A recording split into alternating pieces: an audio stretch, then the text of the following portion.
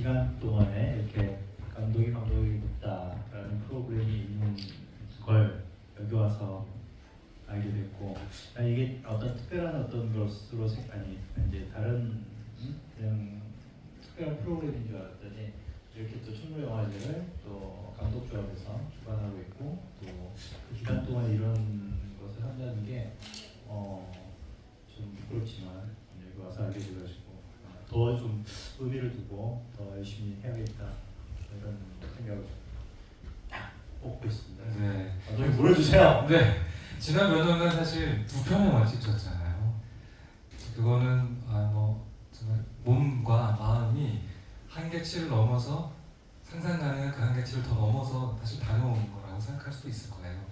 과정에 들어가 본 분들만 정말 알 수 있을 텐데, 그러니까 당연히 바깥 세상에서 특히 코로나 3년 기간이 그 프로덕션의 한가운데를 정말 전쟁처럼 치렀을 것 같아요. 어쨌든 멋지게 생활해 주시면 너무 고맙고,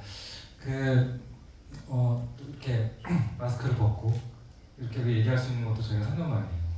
네, 정말 3년째 시도 만에 겨우 가능해서 너무 좋은 순간입니다. 한 가지 그냥 첫 번째 가장 이제 해보고 싶었던 질문으로 시작하자면, 영화에서 이 영화 던진 가장 묵직한 질문이 도대체 이 전쟁이 무엇입니까? 라는 화두잖아요. 우리가 계속 전쟁의 겉모습만 이렇게 생각하다가 이번에 정말 본원적인 질문을 받았는데, 감독님께 묻고 싶은 질문은 정말 김한민에게 이순신은 무엇입니까? 이 질문을 먼저 한번 던지고 싶어요.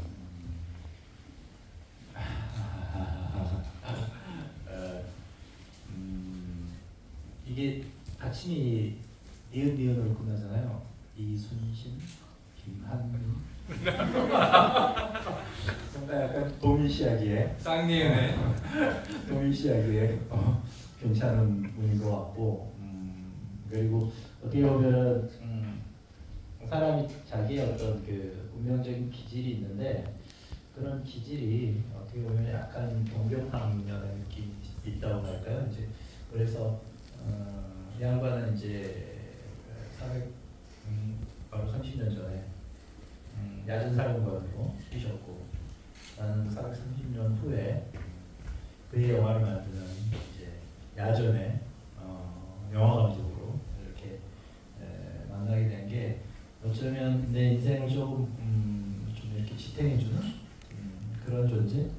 이렇게 그리고 또 뭔가 그 양반을 통해서 뭔가 동병상련의 인생을 뭐라 그럴까 관통하는 지점에서 힘을 얻는 존재, 위안이 되는 존재, 그리고 또 연민을 느끼는 존재, 이런 느낌으로 이야기를 하면 좀 딱딱하죠.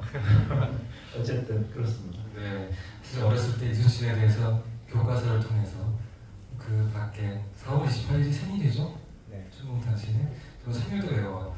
그 정도로 사실은 우리 무의식 속에 각인된 인물인데, 똑같이 그 서울시내 어렸을 때 꼬마처럼 있었을 텐데, 시간이 흘러서 내가 어른이 돼서 내 인생에 정말 이 긴 시간 창작자로서 너무나 에너지를 쏟고 그 영화를 통해서 사람들을 만나게 될 운명이 있다라는 거를 생각해 본 적 있을까요?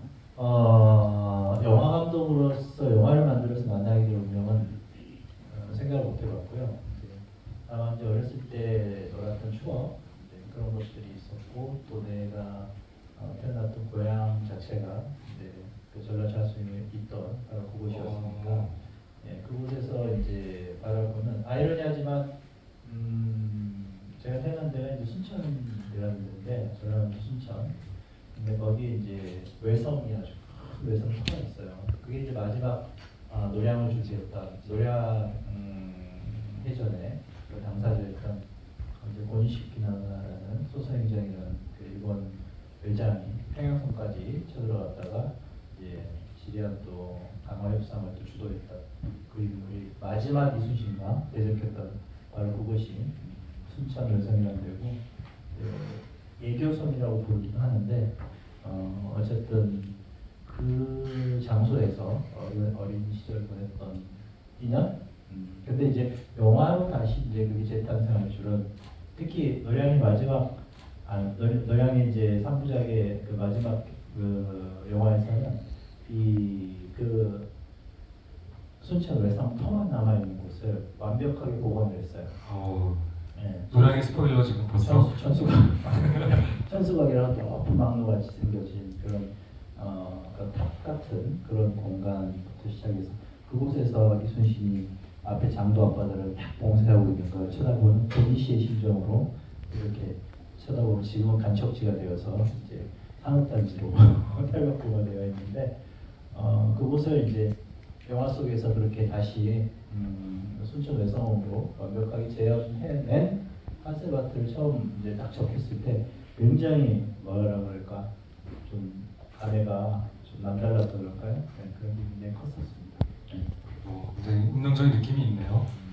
그러니까 그 자리에서 많이 쓰러졌거나 아픔을 겪었던 어떤 원혼들이든 어떤 희생이든 그분들의 어떤 상상 속에서 나의 죽음이 혹은 이 안타까움이 이 전쟁 자체의 안타까움이 어쨌든 후세에게 알려주고 싶었었던 염원들이 있을 텐데 그런 에너지가 남아서 쌍리은의 이름까지 만들어주고 고향에 그래서 드라마로는 많이 계속 있었지만 그렇게 많이 알려진 이야기인데 영화로는 우리가 다시 범서가 감히 뭔가 시도하지 못했던 거를 이렇게 만들어준 어떤 묘한 운명의 어떤 그런 에너지를 좀 느껴봅니다. 이순신 장군 뭐 워낙 유명하고 사실 광화문의 동상으로 우리나라의 상징이고 아이콘이긴 한데 대부분 영국에는 넬슨 제독이 있나? 하여튼 뭐 그리고 이제 알렉산더도 나폴레옹도 사실 대부분 정복왕으로 남의 나라를 얼마나 많이 사실 정복하고 침략하고 약탈해서 이 나라를 부강하게 만들었냐 애국적으로 했냐라는 지점으로 영웅들이 대부분 많잖아요. 독특하게도 이순신은 남을 침략한 분이 아니고 수비를 너무 잘하고 우리를 보호해준 맥락으로 명장으로 세계적 명장으로 지금도 이게 되잖아요. 이 지점이 굉장히 독특한데 전 세계 해전의 역사에서 이렇게 수비의 명장이라는 게 비교할 만한 대상이 있을까요? 너무 독특한데. 그러니까 이순신과 비교를 할 만한 사람은 없는 것 같고 다만 수비의 명장이라고 하셨지만 사실은 노량 같은 경우는 보면은 이제 물러나가는 적을 오히려 더 차단하고 그리고 그들을 공세적으로 이제 제압하려고 했던 게 바로 이순신이었으니까. 근데 노량은 굉장히 독특한 해전이에요.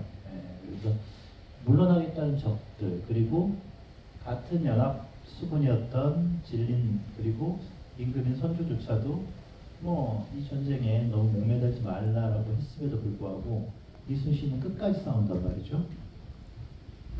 여러분 궁금하지 않으세요? 그게 단지 후세를 위한 니들 앞으로 다시 침략하면 어림도 없어 라고 하는 해석도 맞죠. 하지만 그 이상의 뭔가가 있었을 것 같다는 느낌은 끝까지 받았거든요. 그러니까 압도적 승리에 대한 염원?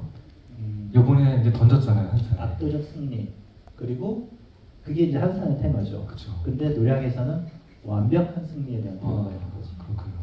이 전쟁을 어떤 식으로 완벽하게 종결시킬 것인가라는 부분에 대한 노량이 해전사에서 온갖 종류의 전술, 특히 밤의 전투까지 포함해가지고 상당히 이제 엄청난 해전의 역사 속에 자리매김돼 있던데 그 영화 이미 만들어져 있잖아요.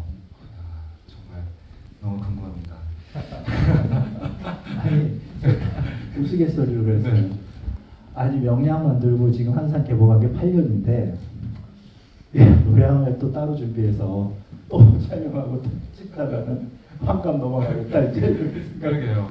근데 이게 8년이 걸렸지만 내년에 이제 뭐 노래 개봉하면 3편이 9년이면 편당 3년으로 죽는 거죠. 네, 뭔가 그 제작 기간이 굉장히 생산성이 맞아요. 상당히 있는 인생으로 이렇게 바뀌어지게 됩니다.